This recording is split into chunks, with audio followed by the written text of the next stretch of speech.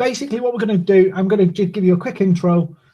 As said in the description of the event, I'm going to give you 3 reasons why sales people underperform online, how to value sell across digital channels. I will confess now, I am one of these people who does slides and then goes way off topic on slides. So I'll try to expand the slides and use them more as visual cues and visual pointers. How to support cold callers to make the change, and some corporate selling tips for social media. So let me just get my clicker working. There we go. So just a quick intro to me. I'm not going to sell you anything today, so don't get worried about that. I'm not here to sell. This is just us giving something out, help people. You'll go away and maybe think we're wonderful and come back to us at some point. And that's our aim with this today. So there's no sales pitch in this. So Mavericks, a business growth, social selling and a strategy company. Over 150,000 people have been through our training. The last 12 months, we've helped people generate over £10 million in revenue. The vast majority of that being SMEs selling into bigger organizations, and a few corporates that we've worked with and supported in selling FTSE listed companies. And I hate the word 6 and 7 figures, but we've literally helped people go, how do you sell a 6-7 figure product or service, but instigate it through social media? Or how do you instigate it with a corporate through social media? So that's really what we're going to look at today. So this is a kind of big topic, and I want to kind of cover it because I think it's really, really important, particularly now that we're so much more picky with who we listen to, and we're so kind of, if somebody doesn't get our attention, we dismiss them quite quickly. We're quite ruthless like that because our time is precious and we don't have a lot of time. So I'm going to show you why a few things that go wrong in the sales process, particularly with digital. So I've got some research that industry research that's out there that I can go into in the Q&A if people want to. But effectively, at any given time, there's about 3% of the market, your potential market, are actually looking to buy what you're offering right now. Now, what typically happens is salespeople are kind of targeted, their energy, they're measured by how good they are at finding those 3% and converting them. Now, as much as, and I'm sure there'll be some giggles with muted microphones here, as much as we have our CRMs, yeah, for many people, the salespeople, the CRM is bluntly a ball ache. And so what actually happens is they only focus, and culturally, they only focus on hunting down that 3% and converting that 3%. All the people below that are effectively left to marketing departments. And unless you have the most perfect, amazing organization, the marketing department and the sales department are on completely different planets. Generally, they're on completely different planets. And I don't mean that critical of either side. They just both have very different agendas and different ways of approaching things. And in fact, I'm working and talking with a large organization at the moment with over 1,000 salespeople. And one of the things they're having an argument about internally is that the sales department says the marketing leads are bluntly shit. And the marketing department says, no, the salespeople are shit. And this happens in organizations with 2 people, and it happens with organizations with 10,000 people. It's a common problem. And what happens is the sales energy all goes down to that 3%. Now, the problem is that every single month, so every single month to hit the numbers, they go after the 3%. They hunt down the 3%. If you think about it, trying to hunt down that 3%, you literally have to go through as many people as you can to find one, kind of needle in the haystack mentality and approach. And then the other problem is that every month, every quarter, every year, whatever that is, the cycle you're working to, you literally have to start that process all over again. And we'd love to think that what happens is that all the leads get followed up and get developed and get nurtured, and often they don't.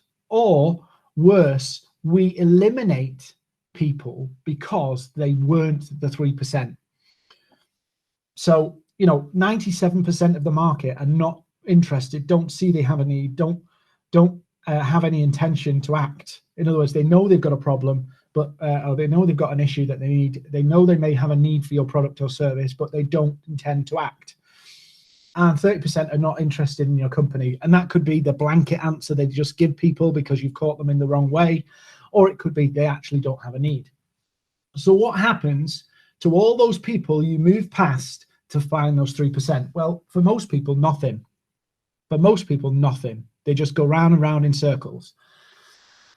So what you end up doing is you're looking for people who are actively looking for your service. And I go, or product. And people go, well, that's great. We're just focusing on the people who want to buy. Absolutely wrong. And the reason I say this is because all of your energy, all of your marketing effort, everything gets geared towards the 3% and never does anything to move that 97% further forward. And some big companies like HubSpot and all of these other companies are recognizing that you can't just cater for the people who are looking for what you want or what you offer. You have to kind of go for the whole market and move the market to where you want them to be. So I'm going to talk to you about how you can do that with your sales team. And it is actually about changing the way your salespeople work or the way your sales approach works. So hopefully I haven't put you to sleep yet. Let me just fix these slides. So this is a study, and I'm not going to bore you with stats because I want to get into some practical stuff. But this is a study that was done actually about marketing and how effective marketing is. And what tends to happen is that in an organization that's very, very heavily focused on sales activation, it becomes very short term. And so what happens is we're focused on numbers next month, next week, and I understand the practicalities of that. But sometimes what happens is when you have an emphasis on one particular thing, it dominates all of what you're doing. And so as you can see here, this was produced and backed up by a lot of industry veterans. Mark Ritson presented this at Marketing Week as really going, we're thinking about this in the wrong way of if we focus on short-term sales demands, needs, goals, we actually don't make any progress. In order to grow revenue, we have to scale the sales team or we have to scale the sales marketing effort. Whereas what they found was brand building efforts could actually generate sales. And I'll talk to you a little bit about how I see that and how we've helped people do that in a sales way, not in a kind of in a marketing way. But you can see that it's the constant up and down and yo-yo. You have to keep working just to hold the similar numbers. But actually over a 6 to 9 months period, the long-term strategy actually pays off longer. It actually builds better results. But what happens is organizations get in a bit of a tiz about shifting to this because the first few months it feels like it isn't effective. And to be fair, it isn't. In the first few months, it's actually an underperform. It doesn't perform as well as just picking up the phone and hitting the phones and saying, do you want to buy my stuff? So this is backed up. This is something that's happened industry-wide. It's a thing that everybody recognizes as a problem. So I'm going to ask you, do you and do your sales team know what your MVPP is?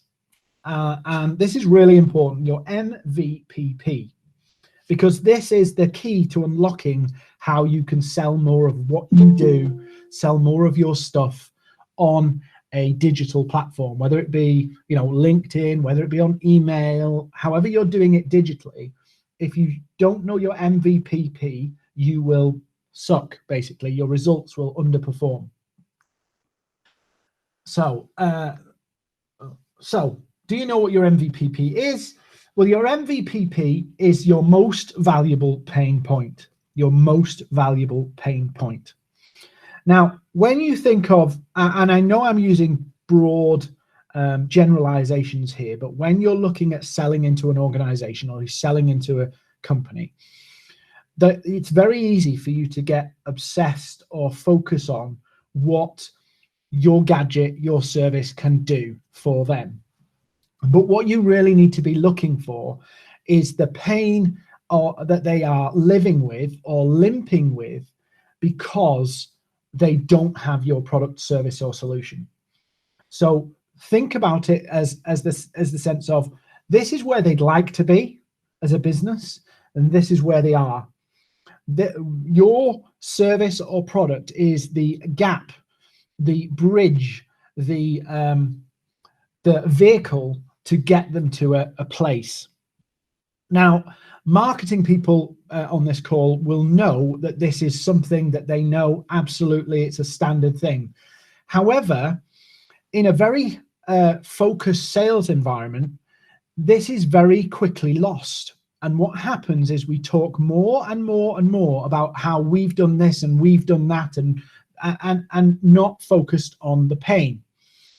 So what happens when you focus on the pain that an organization might be in, and particularly that you hunt out the most valuable pain point? Well, what happens is, and this has been proven both on webinars, it's been proven on marketing collateral, it's been proven on emails, it's been proven on social media, that when you talk about a pain point, people pay attention. And one of the biggest challenges for a salesperson, whether it be you as a business owner selling what you do, or whether it be you as a salesperson or sales leader trying to sell into a business, is that you've got to get a fair hearing. You know, you can't get out your value in 3 seconds. You can't communicate your value in 3 seconds. But I've acid tested this on various different methodologies over the years and various different settings over the years.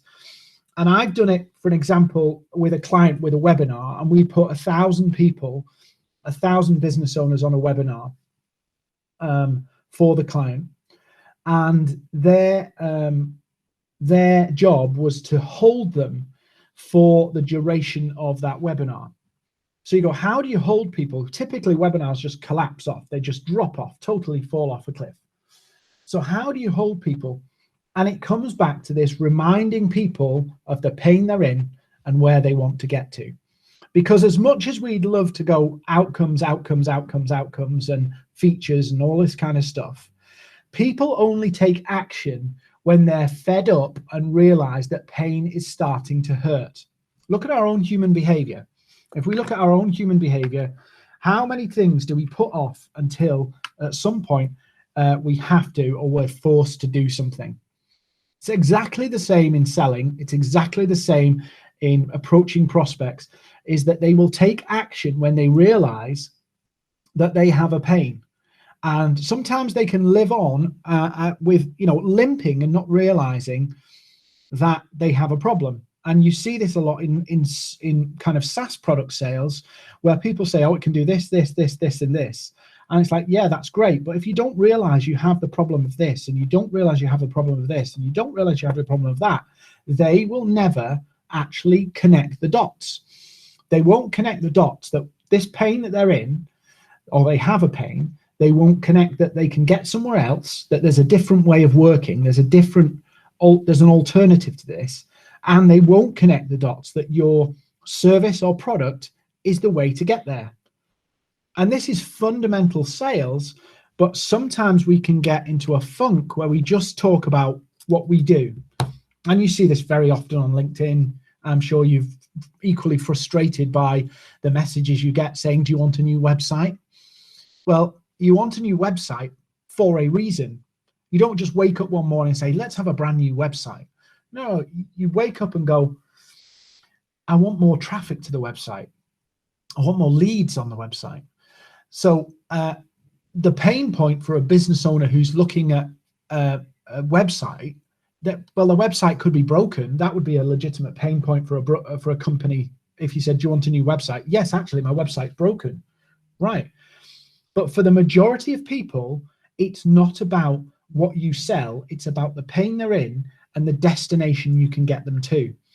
And when salespeople get this, it really does transform their selling ability, their talents, if they're very good, conversational people, then it will transform them because they can take people on a journey. And I'll give you some examples of this in the Q&A of how you can use pain point centric questions to actually draw people into a sale. But you need to understand and map your most valuable pain point.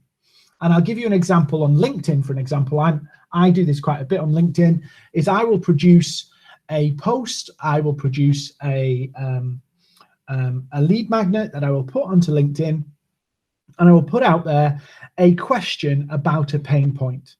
Do you have this problem? Or are you fed up of? Are you sick of?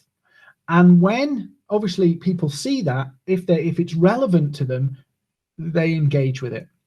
Whereas if I just went, I can show you this, it's no relevance to them. It's not interesting to them. It's not of any use to them.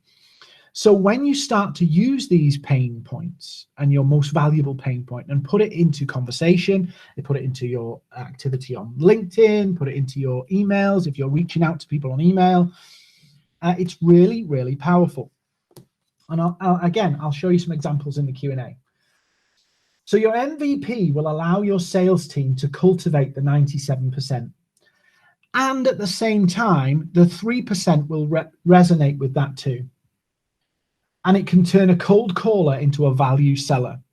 So somebody who's literally reaching out, and I'm not one for this strategy, but I'll tell you something straight. If you're using LinkedIn as a sales tool, maybe you're a salesperson, business owner, whoever you are, if you're using LinkedIn as a sales tool, now I preach against this, but I'll tell you something.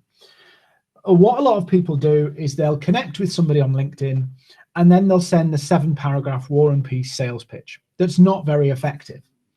However, if you wanted to do that, let's say you were committed to that process and you wanted to improve that process, the simple thing you would do is change that message about how wonderful you are in 7 paragraphs, shorten it, and ask people about, do they have this problem in their business? You basically ask the question about their MVP, and don't give them the answers, just tell them we can help eliminate this and we've done it for one person. Do you want to call? Yeah. So I always focus on double questions. So double questions, do you have this problem? Then ask a second question, do you want to achieve this outcome? So 1 and 2 again. And then literally say, we've helped somebody similar to you, an example, and literally do it, done. But the MVPP will help you get and hold the attention of prospects much longer, particularly if you can contextualize it by the company. So are you a CTO that's struggling to map out whether your cybersecurity is good enough? For an example, are you concerned that you don't have a grasp of your technology, device management? These are very simple pain points, but you have to master what is the most powerful pain point. Now, not every role, CEO, CTO, COO, not every role will have the same pain point, and each one will operate it from a very different angle. So it's understanding the person, and I'll expand on this in a little minute. It's the person and the pain that relates to the person. So it might well be that an organization is struggling to manage their stock control, but to the operations manager or operations director, that may well be just an admin hassle. But to a finance department, that's an accounting nightmare. And so it's understanding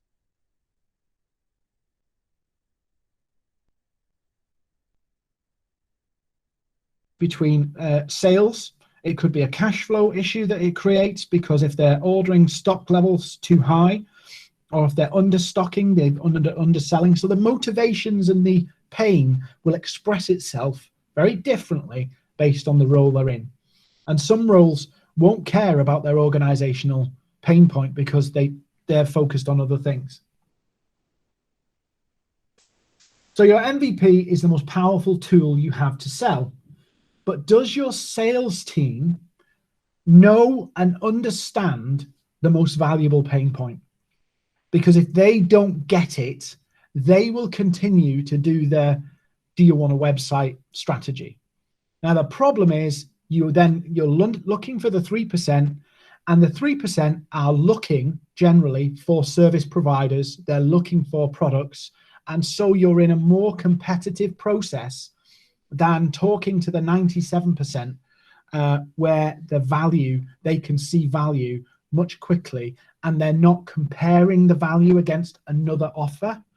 So you can actually put in a presentation. I've seen this many, many times where businesses have gone to the 97%, talked about the pain, understood their intent and where they're at, and either cultivated or nurtured, or they've developed it into a conversation and gone into the business side of it. And I'll give you one quick example that I've done with a client.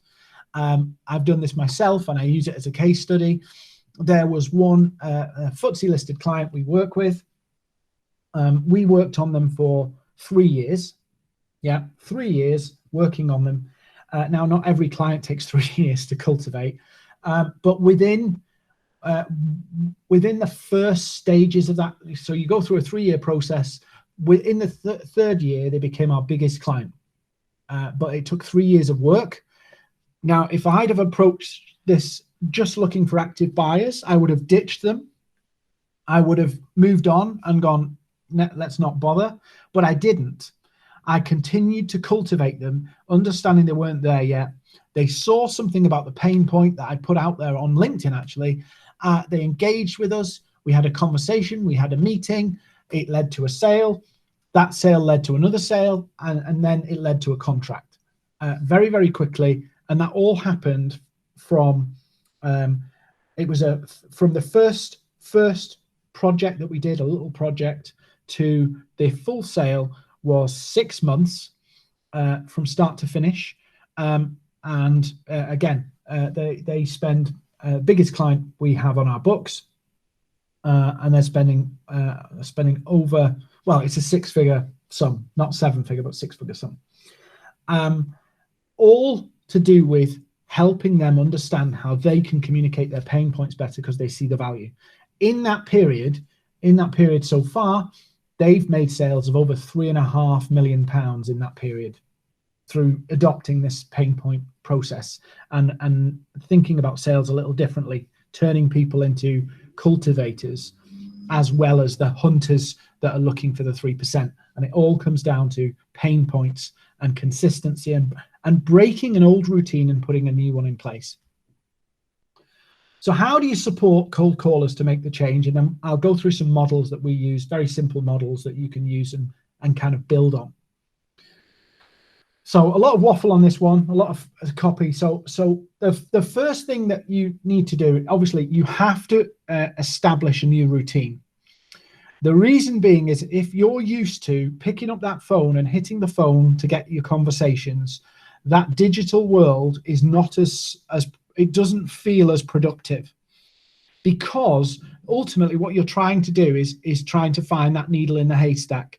And every call you make, every no you get, what's the quote? Every no you get takes you to a yes, or something like that. So it feels like you're making progress, but what you're actually doing is moving past the people who could be future buyers, trying to find the one.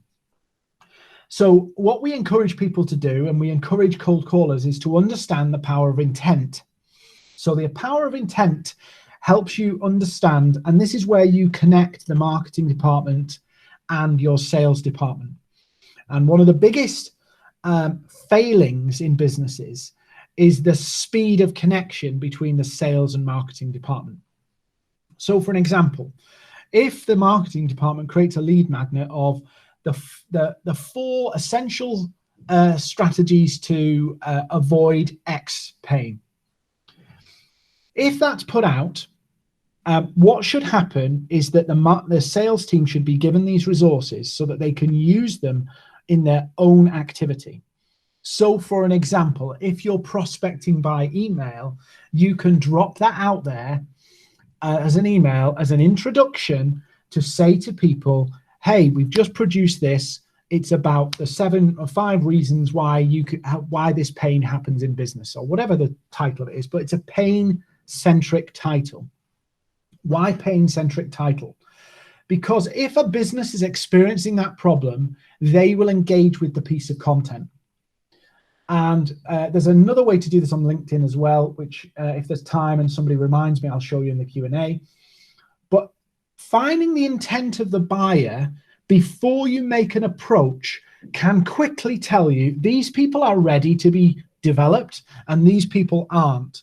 Whereas what happens right now is the marketing department might be churning out lead magnets, putting them out on the web, people are filling it in, and then a few days later, people are actually salespeople are actually getting the leads and the information disconnected from what they've downloaded.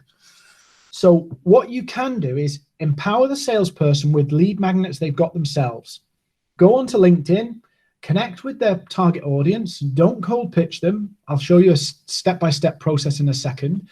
Use the lead magnets, put them out there, pain-centric, and then if they're connected with their target clients, their prospects, their target prospects, and they start to see it, or even if they message it and say, hey, we've just produced this 5 reasons why this pain thing, they download it. The salesperson knows who to follow up and who not to follow up yet, who to keep cultivating and who to progress.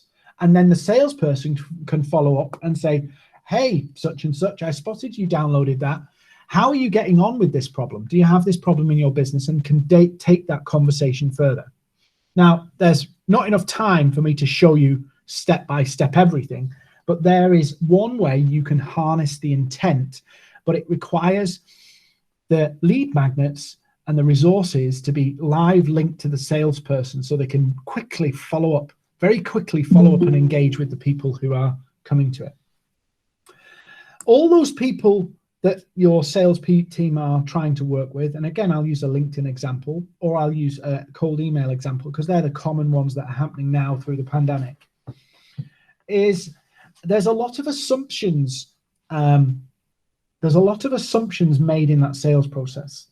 The amount of times I get cold emails that waffle on about things and I'm like, who are these people? What are they talking about? And it comes down to, are they trying to develop relationships? So on LinkedIn, are your sales team developing relationships to get connected? Are they developing relationships beyond connected? People are used to ignoring messages. They're used to ignoring emails. It's only when a name is familiar and a face is familiar that people actually pay attention. And if you can capture them with something that grabs their attention, i.e. pain points. So again, demonstrating value, showing people that you've achieved outcomes, but what we call pain talking, which is literally having conversations about particular pains. And again, in the Q&A, I'll show you some pain-related questions that you can put out there. And then the other big thing that we miss in all of this is that cold email, for an example, which is a big favorite at the moment, very, very popular, is very effective, done well.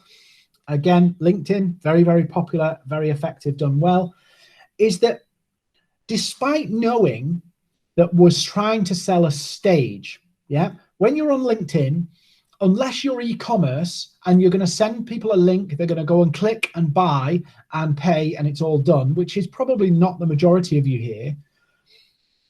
We're trying to convince people to buy and then say, let's have a call.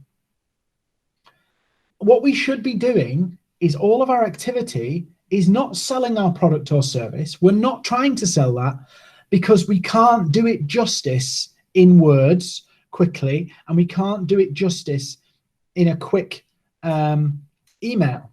we will never do our sales pitch justice, because we need to hear back from the client. We need to interact with the client or prospect to understand better their motivations, their reason for the conversation. So what we try and do is put this sales waffle together and then say, have you got time for a quick call? It's like, well, not really, because you're just telling me you're selling something. So what we have to do is use all our sales efforts, not to sell how wonderful we are, not to sell the amazing product we've got, but to show them the pain that they have and how you get them out of it, how you can help them out of it with some results, and say, I'd love to have a conversation to show you this. Don't use any examples. Don't go into too many features, because people will define you by what you say. And so if somebody's had, say for an example, you're selling CRMs and you're selling Salesforce CRM and they've got HubSpot, they'll go, well, we've got a CRM, or we've got a, we're in a contract, or no, you're just like the other CRMs. Yeah. Or we've tried that before. What you've got to do is remind people of the pain, the outcome they want, not the service or solution, because you could have different services and solutions to achieve the same goal. There's different ways to solve a problem. And you might not be up against another CRM. If you're selling a CRM, you might be up against a marketing campaign. So you need to think about this in the sense of, people have a pain, they want to get an outcome, but the vehicle they choose could be very different than your competitor. It could be something completely different. So the job is to sell the next step, which is the conversation where you can introduce how you can show them that. Not try and tell them about it all in one go and let them evaluate whether they reply or not. If you try and give people enough information to evaluate whether to reply, you will fail. And this is something that happens a lot on cold email, and it happens a lot on LinkedIn. Too much information, people evaluate the information and decide it's not worth a conversation. You have to create the curiosity, create the pain, show them that they can have an outcome, and say, do you have time to speak about this, so I can show you how you could achieve this? Very, very simple. Very tiny differences. Lot easier to write, by the way, a lot shorter. But it's even easier to ignore a salesperson digitally than it is picking up the phone or doing all of that kind of stuff. So you have to be much smarter in what you're doing. So how do we help people do this? So we introduce something called the One Strategy. It's not designed primarily for a large organization to adopt corporately, but it can be used in a small organization or within a small sales team. And it is, we call it the One Strategy, which is focusing on one client with one very specific problem, have one clear message and one clear offer. So that your salespeople can focus, razor sharp. This is the client, this is the problem they've got. These are the key messages I need to use, a bit like a script, but it's problem and pain centric script, and have a key offer and product that they're trying to put into the market. Very often salespeople get, they just follow what works. And that can be a brilliant talent, because salespeople can pick up on what works very quickly. But what happens is, if it doesn't work, they fall back into their old routine and repeat what they used to do and repeat what they used to do. So you have to have one clear offer that you put out into the market, or that person has to have one clear offer to put out into the market. That could be a particular product or service or solution, but it's very focused, not lots of different things, because you will never be able to track performance if you're going off different things. You'll never be able to see where you're going wrong. You'll never be able to see whether you're making the wrong offer or targeting the wrong thing. You'll never be able to understand the metrics of where things need to improve. So we've seen this implemented in small organizations. And then what they do is they land and expand, classic consulting methodology. You go into a client with one offer, they take you up on that, and you expand the relationship.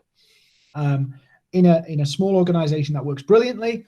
In a sales team, that could, you could have the one strategy for each salesperson or one strategy for each sales team.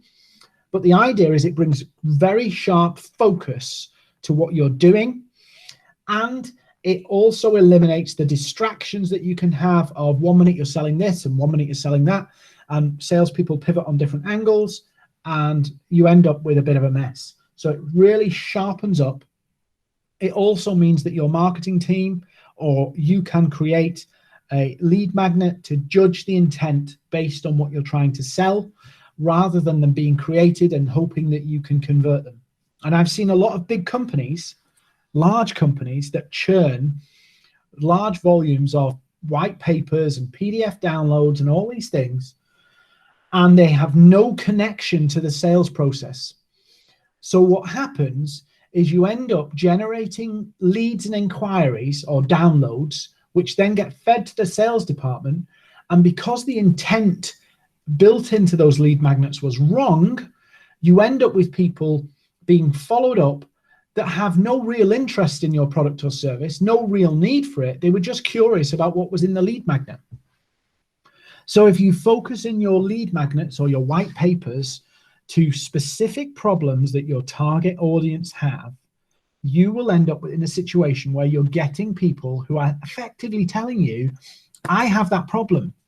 And they're the ones your sales team can prioritize, and the ones that they're working on in the background, they can just keep cultivating and cultivating. So it doesn't get to the end of the month and they've got to start again hunting down. They're just constantly working it. And people go, well, how many lead magnets would a salesperson need? One. They need one good solid lead magnet that they can rinse for the next year. Now you may want to change it and you know, rework it a little bit and update it and revise it, and that's cool. And you may want to give a bit of variety of different types because, you know, your pain point when you map it out. But actually you only need one. You need one good solid lead magnet, and a salesperson on LinkedIn connecting and building relationships and sharing that lead magnet, and that will tell them who's interested.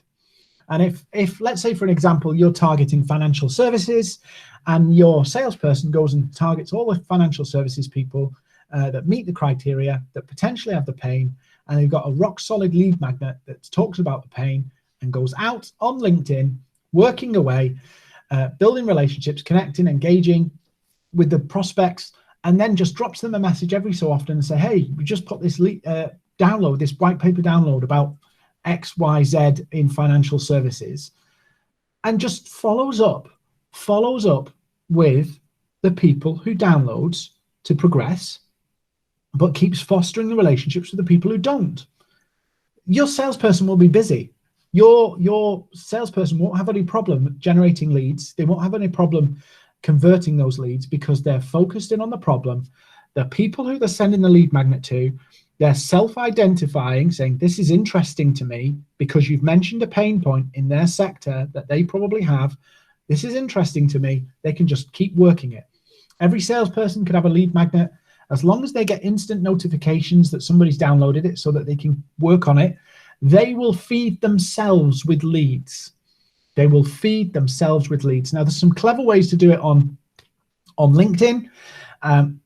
Because you've got tracking. So you've got clever tracking of people reading your content where you can see specific who it is. And if anybody doesn't know how to do that, where you can see who's looking at your content specifically, like first name, last name, let me know and I'll show you in the Q&A, which I'll start in 5 minutes. So your salesperson can feed themselves. And it's a very, very simple strategy. In one day, I did this myself, showed somebody to do it, and I got 342 downloads. Why? Not because, to some degree, not because I built relationships with the prospects, actually. It was more to do with the fact that I'd really picked the topic of the download well.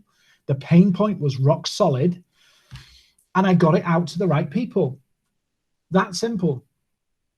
342 downloads, which we then fostered and moved into. So behind my LinkedIn account, I have a sales team because I generate a lot of leads through LinkedIn, and the sales team follow up and nurture and cultivate those that are interested in news that aren't. Very, very simple. Same on email, by the way. You can use the same strategy on email. Instead of sending your sales paragraph, sales waffle, you know, we've been around for 30 years, blah, blah, blah, blah, blah. People have fell asleep. Drop them an email and say, hi, looking to introduce ourselves to you. We've just put this white paper together about the reasons why financial services X, Y, and Z.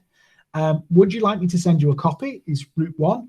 Route two is you give them a link to click where they can go download it. You don't need a gateway on your download because you can track link clicks, whether you're using something like HubSpot or what have you. You can track the link clicks so you know who's clicked and looked at it.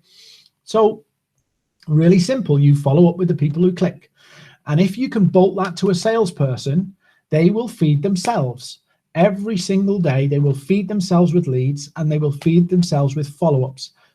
And suddenly, the leads are no good for marketing is over because they're in charge of it. They're the masters of their own destiny. So corporate selling in the social world. So I'm going to show you a quick diagram. It's very, very simple. And I believe in making things simple because what we do with our clients when we're teaching these programs, we give them the complicated version, but we say start simple. Because if you start simple, you know it works, and then you can sophisticate it yourself. But if you try and make something too clever, it'll probably collapse before you ever implement it, which is a typical problem in businesses. They overestimate their ability to manage sophisticated systems, and so they don't work. So you need something simple that anybody can just jump into and work with. And we call it the 7 steps of social selling. I'll walk you through it very briefly. Step 1 is literally, let's assume you've walked onto LinkedIn, that you've got a brand new account and you want to do business with people. Very, very simple. Step 1, go start engaging with your prospects. Go start liking some of the stuff that they're posting.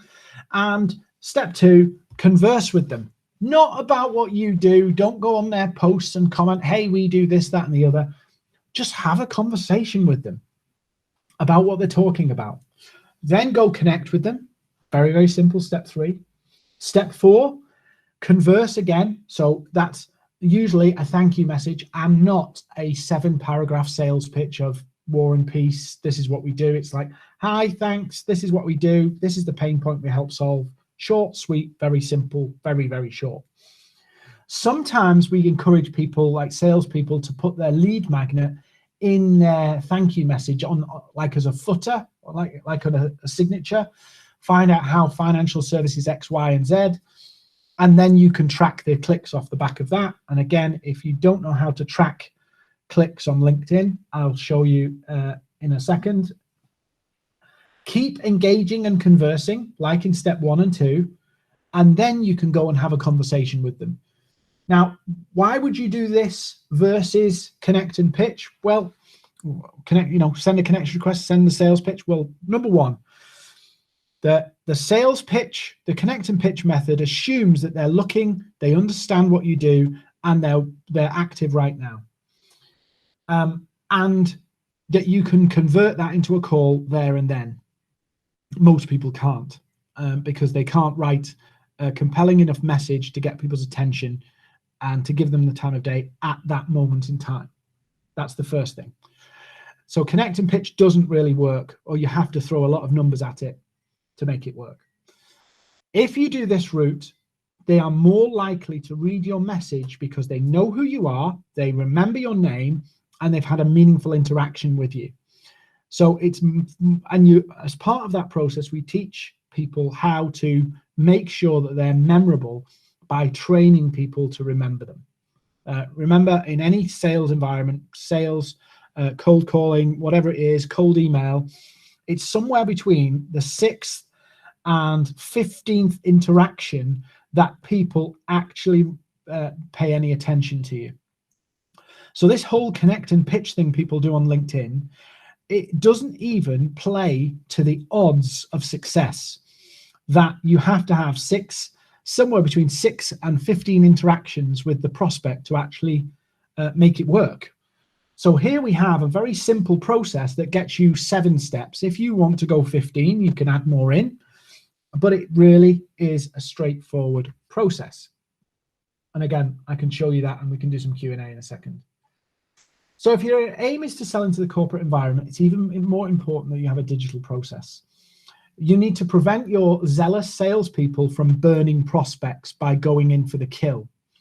And so that means focusing and targeting and really narrowing down who you're after, what's the what's the pain point, what's the value we can bring, what's the outcome we can deliver, and making sure that everybody's defined around their one strategy for their objectives. You need to be cultivating the relationships as well as using intent to find the interested buyers. So find the interested buyers using the pain points. The ones who don't respond, you cultivate. You keep engaging and interacting with them and building that relationship so that you're in that place, you're in that trusted position because you're engaging and cultivating without pitching for the future.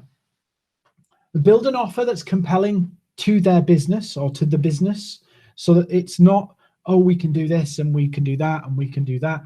Find out what it is, the pain that they have, and I'll just share this and then we'll do Q&A. I told you I can witter off slides and I apologize.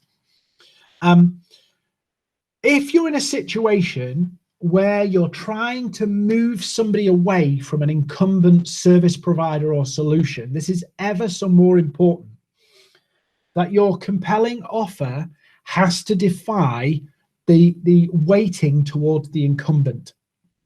So in a managed service solution, anything like that, you have to undermine, I know this, we're talking ruthless here, but you have to undermine what they've already got, which means you really need to dig into the pain points they've got to know what's the pain points, not only that they have, but what's the pain points they have with the incumbent supplier. What are the things that they're being let down on? What are the things that they're not delivering on? And you don't obviously throw mud because that is very unprofessional and doesn't look well, but you can highlight some of the common things that people don't have in their service provision, for an example. And again, if somebody wants to ask me about that, I'll show you some examples, particularly with the IT sector. And you need a solid relational strategy. Whilst you're using intent to harvest, yeah, you've got a relational strategy. And my 7 steps, I mean, cannibalize it if you want to, but it's just a very simple one that people can use so that they can start conversations naturally. Yeah. So key reminders: pain really does sell. Pain really does sell. Couple pain with intent, and you can find all the interested parties very, very quickly, and you can feed your salespeople with prospects who are itching because of the pain points you've shared with them in their lead magnet. And then relational strategy and cultivation, nurturing, some people call it, with all the people who meet your criteria of your one strategy for the future. And don't be afraid to show your lead magnets to them again in the future. You know, if you've done your pain points well, you will know the people who you can help. You will know the people you can make a difference to. And it's a case of being around them for when they realize they need to make a change. Yeah. And use that lead magnet, that intent mechanism, to actually pull the ones out of the woodwork that are ready to look at this more seriously. And with that, I'll breathe. So I know I've gone through that really quick, and we've got a few minutes for questions. Does anybody have any questions, or would anybody like me to show them anything, particularly with the LinkedIn tracking clicks and things like that? Or are you all going to sit quietly? I have a question. Cool. Can I ask it here, or should I on the deck? Okay. So what should be the length? You talked about the create. How is it? How do you call it? Create. Well, a lead magnet. The lead magnet. Oh yeah, no. So basically, what should be the length, more or less, in the first contact text to talk to someone? Let's say, to not overwhelming it and create this interest. So curiosity was the word. Yeah. Sorry. So if we're talking about, are you talking to email or LinkedIn? Both. Okay, cool. So email, I will do the LinkedIn thing in a second, so no problem. Just hang on and I'll do that for you. So number one, with email and LinkedIn, remember your goal. Your goal is to end up in a conversation. So everything that you should be doing should be starting the conversation. So what I encourage people to do is, before they try and connect, is to try and build some common ground. So what I would do, and this works particularly well with corporate or bigger ticket prospects, shall we say, I would go to find something that they're doing on LinkedIn, and I would literally go and engage on it. So I'd like it, I'd comment on it, and I'd ask a question about that post. Why? Because I want them to respond.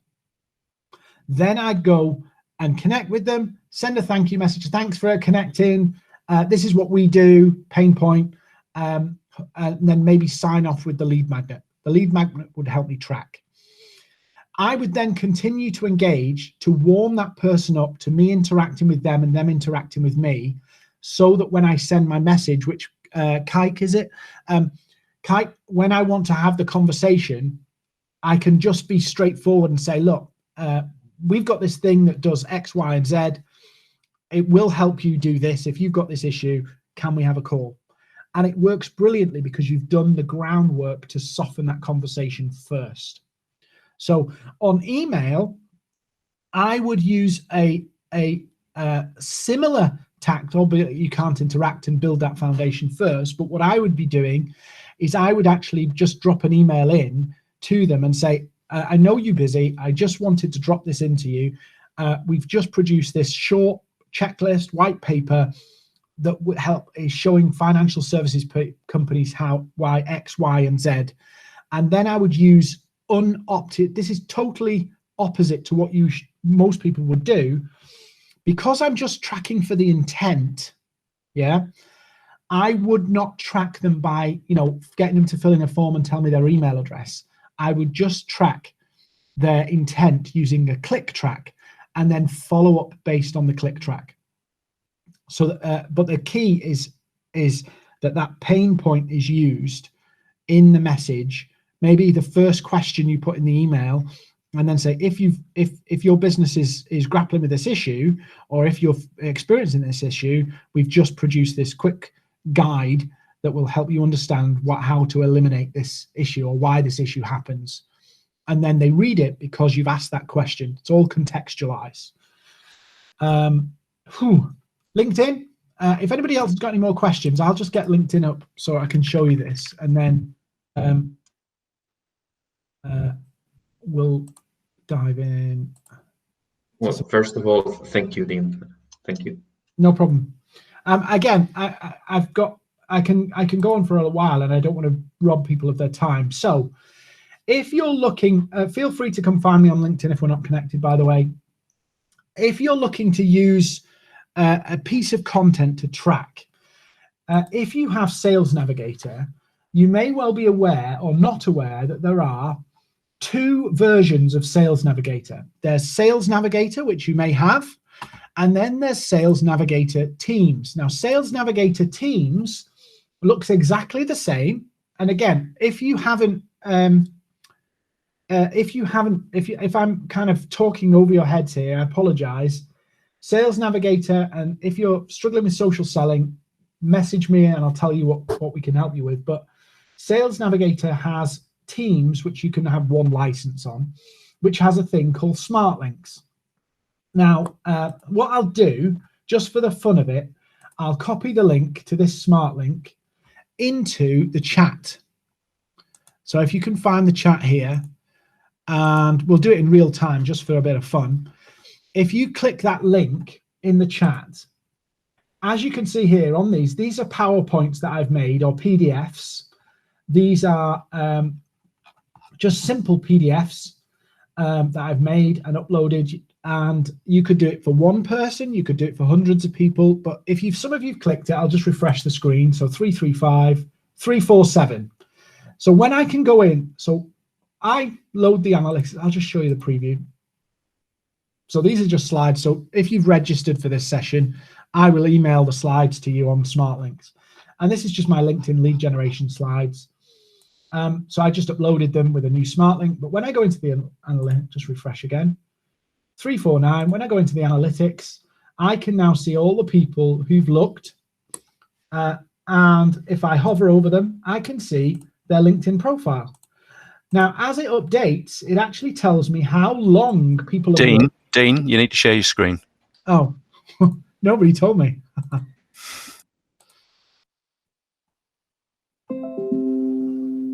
Let me start again.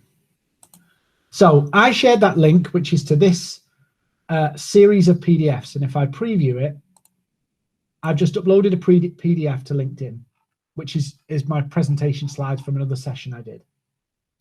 So here it is, and I sent you this link. So when I go into the analytics here, I can now see who's looked, and in a few minutes, it will email alert me as well that these people have looked, and I will start to see who's looked and for how long. And if they downloaded it, I'll see they've downloaded it. This guy seems to love these slides. So as you can see, some of you are showing up here on the links. So again, in my kind of pain points and intent, I could create a link. So I could copy this link, go onto my LinkedIn, and literally share it as a post.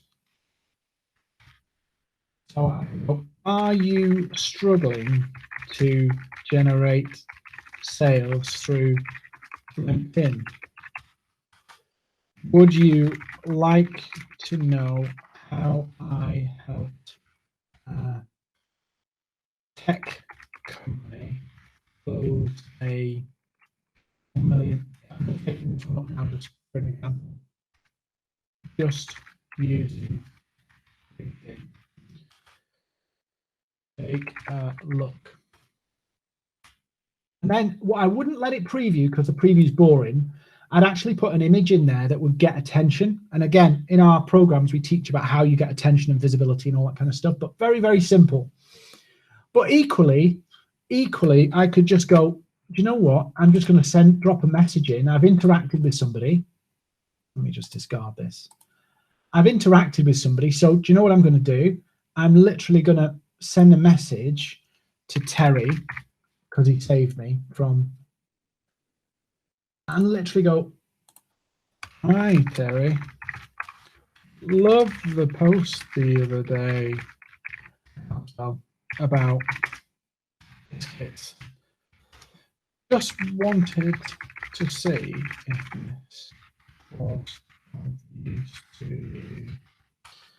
Question, link, out to Terry. Obviously, Terry's one of my colleagues, so I'm just doing this really quickly. So if Terry clicks that now, I go in here, I would now see that Terry has clicked the link. But Terry hasn't clicked the link yet. So then I can gauge who's listening and who's not. Catriona, yes, you need Sales Nav Teams. It's about 100 quid a month. But if you use it well with the pain points, it will feed you. You immediately know who to focus on and who not to focus on. So it's a really useful way to do it. And hopefully I'll refresh and Terry's had a look. There we go. Terry's had a look. So I can see, and when it updates, I'll see how long Terry spent on it. So there's some mechanics to making sure you design the PDF well to keep them on so you can see how far they get in terms of the layout. But ultimately, this is just a really simple way to gather intent and show who's interested and who's not. And again, Kike was on about emails earlier. You could literally put the smart link out in an email and they would still be able to access it and you'd still be able to track it. And this is 100 quid a month. So Kike, if you wanted to, you're doing cold outreach, you could do cold outreach to 100 businesses or 300 businesses with the smart link in, and you just follow up based on the ones that have paid attention.